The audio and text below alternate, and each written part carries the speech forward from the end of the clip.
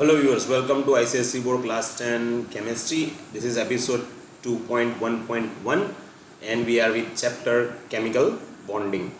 So far we have seen about the introductory part, about the transfer of electrons and sharing of electrons.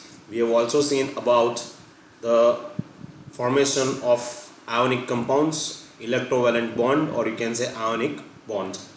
Let us move on to the further topic, that is conditions for the formation of ionic bond.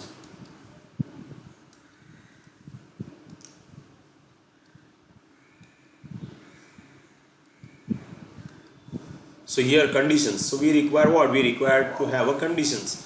For what? For the formation of ionic bond. How the ionic bond formation takes place? For that we require to have certain conditions. So the formation of ionic bond between the two neutral atoms. See, once again, neutral atom, and we have seen that atoms are electrically neutral. Now we have seen this one in the previous episode, that the number of electrons is equal to number of protons. So that's why it is considered to be an electrically neutral atom. So now the bond is going to form between the two atoms where they are electrically neutral. Depends upon the ease with which they can form positive ions and negative ions, form cash ions and anions. The formation of cash ions and anions further depend upon the following factors. So as for example, if I say atom X and there is another atom Y, then which one is going to donate electron, which one is going to accept electron. So all these things are going to take place. It also depends upon the atomic size, nuclear charge, depends upon the ionization potential, depends upon electron affinity, or you can say electron negativity. This what we have studied in chapter 1 is going to be useful for the formation of ionic bonds, for the knowledge of ionic bonds and the covalent bonds. But right now we are talking about ionic bond. So let us see the conditions. Number 1, electronegativity. Which one is going to become negative first? Suppose if I take an example between lithium and fluorine. Lithium has a greater atomic radius than fluorine. If I lose an electron, or if I put an electron in their electric field, or you can say in that area or in that particular vicinity, which one is going to take the electron first? Electron सबसे पहले कौन लेगा? अगर मैंने electrons वहीं पर ही छोड़ दिया तो इलेक्ट्रॉन सबसे पहले कौन लेगा? फ्लोरीन लेगा. क्यों फ्लोरीन लेगा? क्योंकि उसका एटॉमिक जो साइज जो है वो कम है, फोर्स ऑफ अट्रैक्शन ज़्यादा है, न्यूक्लियर चार्ज ज़्यादा है, इसलिए वो इलेक्ट्रॉन सबसे पहले ले लेता है. इसलिए उसका इलेक्ट्रॉन नेगेटिविटी अगर आप देखो तो वो ज़्यादा है. लिथियम की इलेक्ट्रोनेगेटिविटी कम है. यहाँ पे एक एग्जांपल दिया हुआ है सोडियम क्लोराइड का. So we are taking an example of sodium chloride. Sodium and chlorine. Sodium 2,8,1 and here 2,8,7. The atomic radius of sodium is more than the atomic radius of chlorine is less than the sodium. So if I leave an electron here, then the electron will be taken first by the chlorine, then that of the sodium. So the electronegativity कौन जल्दी बन जाएगा? Chlorine जल्दी electronegative बन जाएगा. So the sodium का जो electronegativity है वो कितना है? 0.9 eV and that of chlorine is what? 3 eV. Thus the difference of electronegativity is what? 2.1. Hence electron transfer वो फैसिलिटेट करता है. तो ज़्यादा डिफरेंस होगा इलेक्ट्रोनेगेटिविटी के बीच में तो इलेक्ट्रॉन ट्रांसफ़र जल्दी होगा.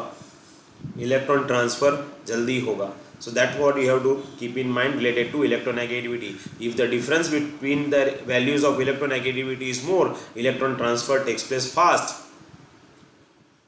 and it forms ionic bond, and it forms what? Ionic bond. Next one, ionization potential.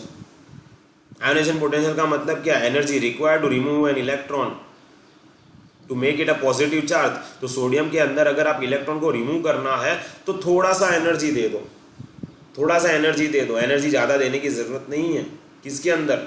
Sodium के अंदर. लेकिन क्लोरीन के अंदर बहुत ज़्यादा एनर्जी देनी पड़ेगी. क्यों? क्योंकि एटॉमिक रेडियस लेस है. फोर्स ऑफ अट्रैक्शन कैसा है? फोर्स ऑफ अट्रैक्शन ज़्यादा है. Force of attraction is more in chlorine than that of sodium. इसलिए मुझे यहाँ पे सोडियम में बहुत कम आयनाइजेशन पोटेंशियल एनर्जी चाहिए. जितना आयनाइजेशन पोटेंशियल एनर्जी लेस, उतना वो पॉजिटिव आयन जल्दी बनेगा. जितना पॉजिटिव आयन जल्दी बनेगा वो ट्रांसफर ऑफ इलेक्ट्रॉन्स अच्छी तरह से कर देगा और दूसरा इलेक्ट्रॉन्स ले लेगा. So the lower the ionisation potential of metallic element, more easily it can remove the electron to become positive ions. तो सोडियम के लिए आईपी कितना है? 5.1 EV.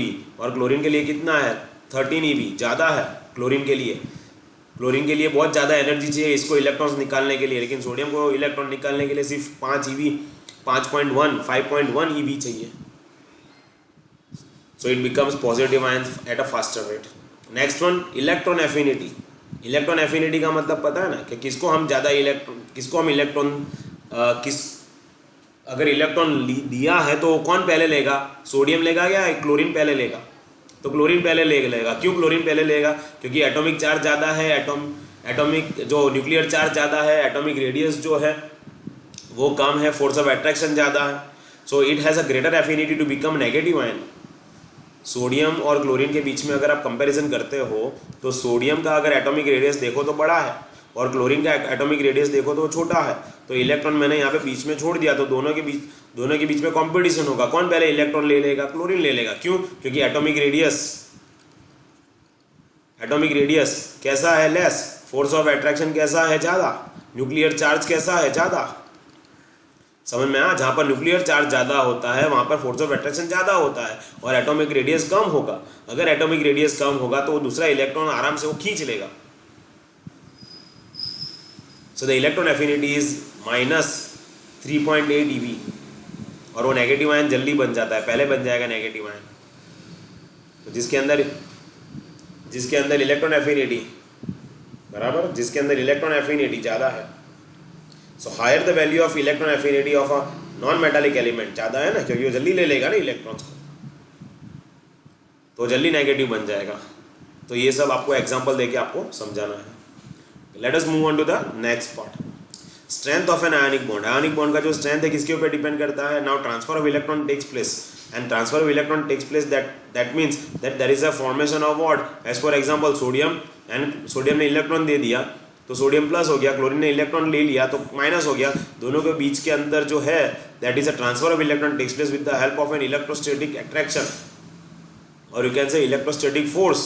So here electrostatic force is formed due to an attraction between what? Positive and negative charge, and that depends upon the strength of an ionic bond. जितना electronegativity का difference होगा उतना stronger होता जाएगा bond. जितना atomic radius का difference होगा दोनों के बीच में, देखो सोडियम फर्स्ट ग्रुप में आता है और क्लोरीन 7th ग्रुप में आता है, दोनों का एटॉमिक रेडियस का डिफरेंस देखो ज़्यादा है. If the atomic radius difference is more, if the electronegativity difference is more, उतना उसका जो इलेक्ट्रोस्टैटिक फोर्स ऑफ अट्रैक्शन है वो स्ट्रॉन्ग होता जाएगा और उसकी वजह से आयोनिक बॉन्ड है वो स्ट्रॉन्ग बनते जाएंगे. समझ में आया? So this is all about the strength of an ionic bond as well as conditions for the requirement for the formation of ionic bonds or the formation of ionic compounds. I hope you like the explanation. If you have any doubts or any questions, please let me know in the comment box. I'll see you in the next episode where we are going to talk about the properties of ionic compounds. Thank you very much guys. I'll see you in the next episode.